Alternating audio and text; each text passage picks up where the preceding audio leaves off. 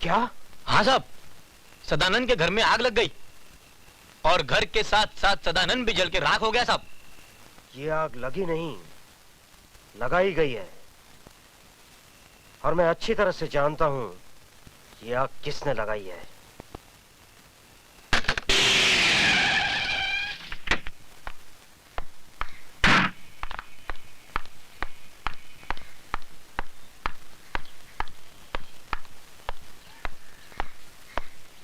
Sir, विजय सक्सेना कहाँ है? Sir वहां लॉकअप में।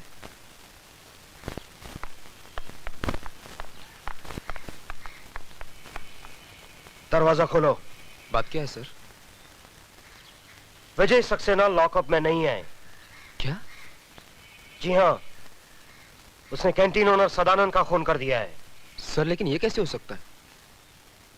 अभी बताता हूं, पहले तुम दरवाजा खोलो। चाबी दो।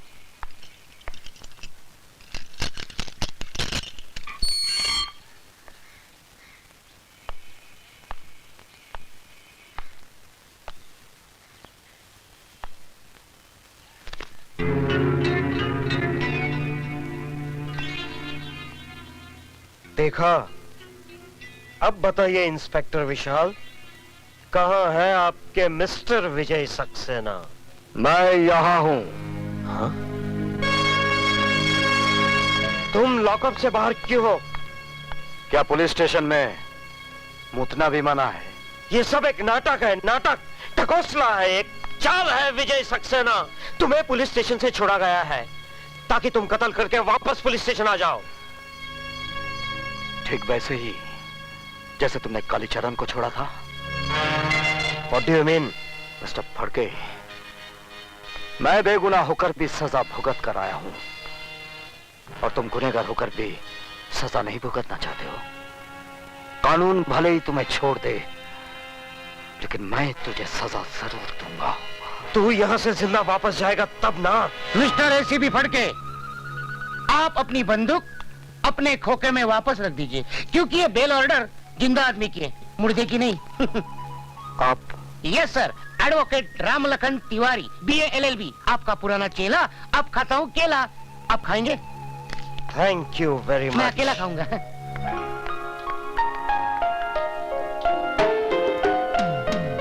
सुधा तुम? यस सर, इन्होंने आपकी जमानत दी थी। चलिए sir. Thank you Vishal. Sir अभी बहुत काम करने, आप बार बार थैंक यू बोलोगे तो थक जाओगे।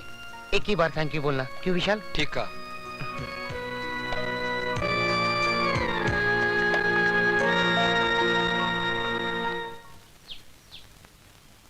विजय, बस यही है तुम्हारे बगैर जिए हुए जिंदगी की दास्तान।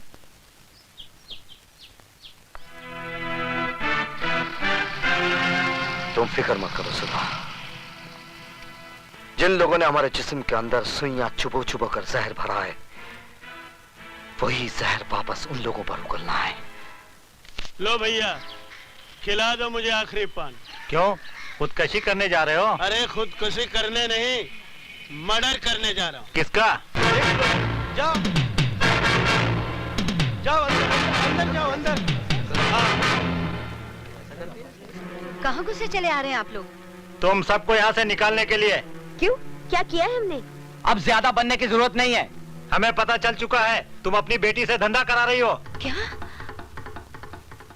तुम्हारी भलाई इसी में है, फौरन यहाँ से निकल जाओ। कौन है वो माइका लाल जो इन्हें यहाँ से निकालेगा? लो, रंडी का भड़वा भी बोला।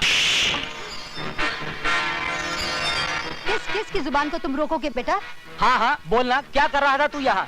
क्या रिश्ता है तेरा इस लड़की से? अब बोलता क्यों नहीं बे?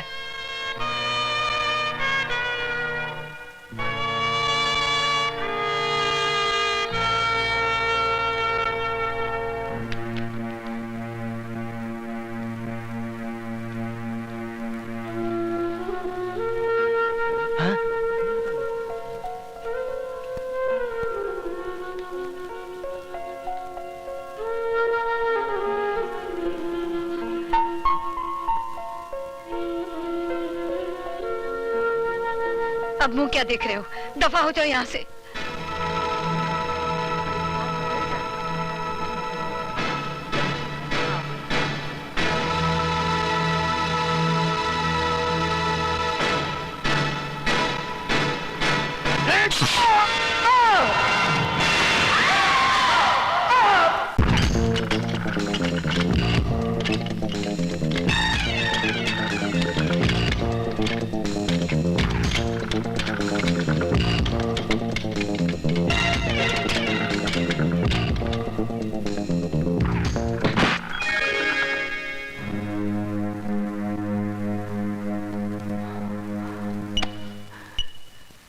ये इंजेक्शन लगने के बाद कितनी देर के बाद होश आएगा? तकरीबन 3 घंटे बाद। और ये जख्म सीने में? सिर्फ 15 मिनट। फिर ये जख्म बगैर बेहोश के सियो, क्योंकि 2.25 घंटे में बहुत काम करना है मुझे। लेकिन सर, आपको दर्द बहुत होगा। अब तो दर्द सहने की आदत पड़ गई है। चलो अपना काम शुरू करो।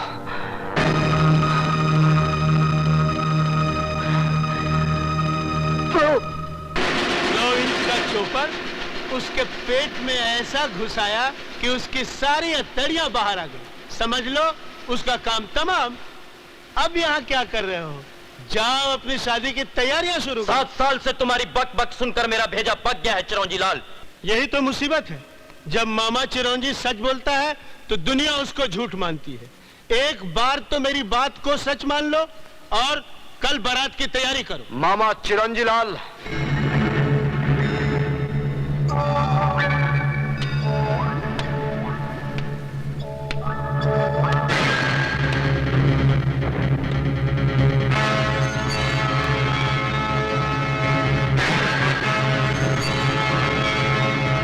कल में बहुत वक्त है मामा चिरंजी लाल। मैं आज ही तुम दोनों की बारात निकालता हूं।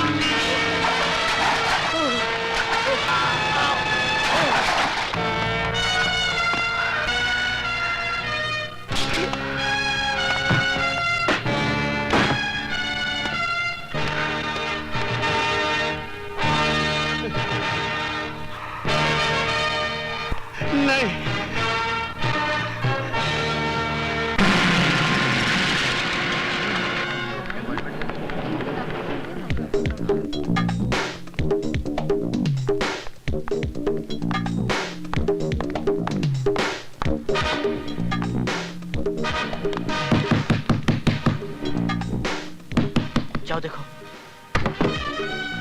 ये आप क्या कर रहे हैं? जानते नहीं अंदर ऑपरेशन चल रहा है? तुम्हें अकल देने की जरूरत नहीं। एसीपी हूं मैं, कोई घसियारा नहीं। जो हरकत आप कर रहे हैं उससे तो आप घसियारे ही नजर आ रहे हैं। Shut up! कौन है? क्या बात है? विजय सक्सेना कहाँ है? हमारे दिल में। बकवास बंद करो और सीधे सीधे मेरी बात का जवाब दो। कहाँ है वो? आइए अंदर। हाँ? ये कैसे हो सकता है?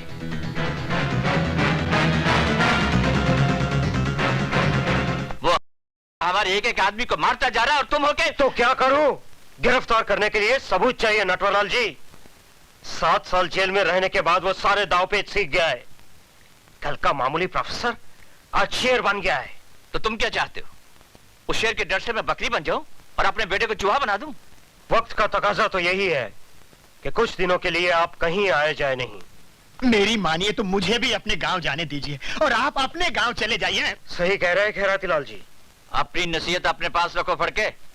अगर मेरी बाई आंख फड़ गई ना तो मैं तुझे एसीपी की कुर्सी से उतार कर हवलदार की बेंच पर बैठा दूंगा, समझे? मैं तो आपके घर का कुत्ता हूँ, जहाँ चाहे बांध दीजिए। तो फिर जा किसी कोने में और दूम दबा के बैठ जा।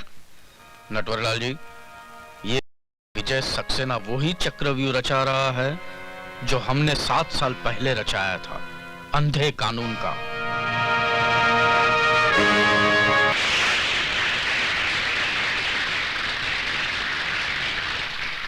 दोस्तों, आज मुझे ये कहते हुए बड़ी खुशी हो रही है कि हम सब लोग यहां जस्टिस चौधरी की रिटायरमेंट पर इनको खास सम्मान देने के लिए इकट्ठे हुए हैं।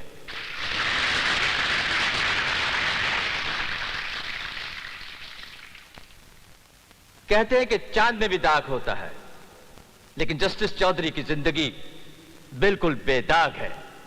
इंसान गलतियों का पुतला है, कभी ना कभी कहीं ना कहीं किसी ना किसी मुकाम पर गलती कर देता है, लेकिन जस्टिस चौधरी एक ऐसी नायाब हस्ती है जिन्होंने आज तक कभी कोई गलती नहीं की।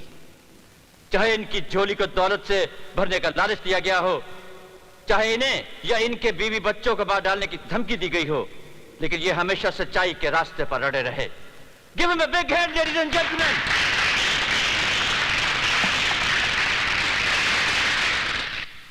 साथियों, आपको यकीन होगा कि मैंने कोई गुनाह नहीं किया है, कभी कोई गलत फैसला नहीं किया है, लेकिन मेरा ज़मीर जानता है कि मैंने एक गलती की है। मैंने एक बेगुनाह को गुनाहगार ठहराया और एक गुनाहगार को छोड़ दिया।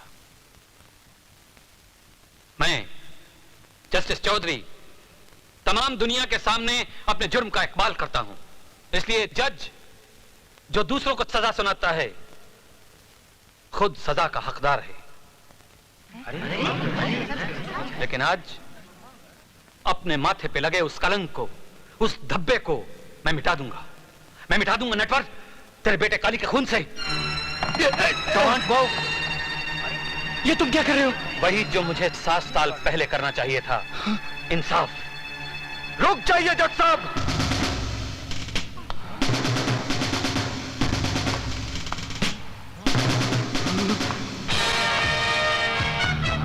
7 साल पहले आपने मेरे साथ नाइंसाफी की थी, आज वही फिर करने जा रहे हैं। यह कानून का नहीं, मेरी बहन का कातिल है।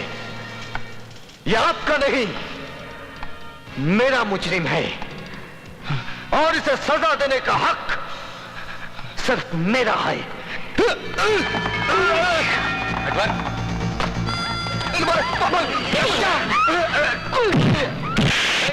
चल, कहां ले जा रहा हो मेरे बेटे को? ऐसी जगह जहां मौत इसके सामने होगी और इसे बचाने वाला कोई नहीं होगा। चल, बचाओ, ये बहुत मारेगा मुझे, बहुत मारेगा मुझे।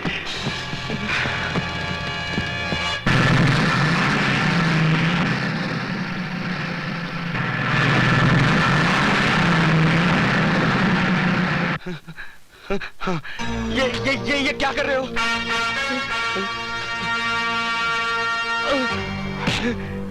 जिस तरह तूने मेरी बहन के जिस्म से बोटियां नोची थी, आज तेरी भी बोटियां नोची जाएंगी।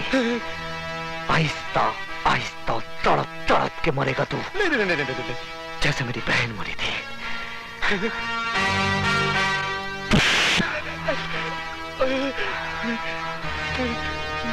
आप मुझे छोड़ के क्यों जा रहे हो? सरकार ने पाबंदी लगाई है कि इंसान जानवर का शिकार ना करे, लेकिन यह पाबंदी नहीं लगाई कि जानवर इंसान का शिकार ना करे। मैं तुम्हारे पैर पड़ता हूँ, तुम्हारे हाथ जोड़ता हूँ, मुझे अकेला छोड़ के मत जाओ। सर! सर मुझे अकेला छोड़ के बचाओ, अरे मुझे अकेला छोड़ के बचाओ।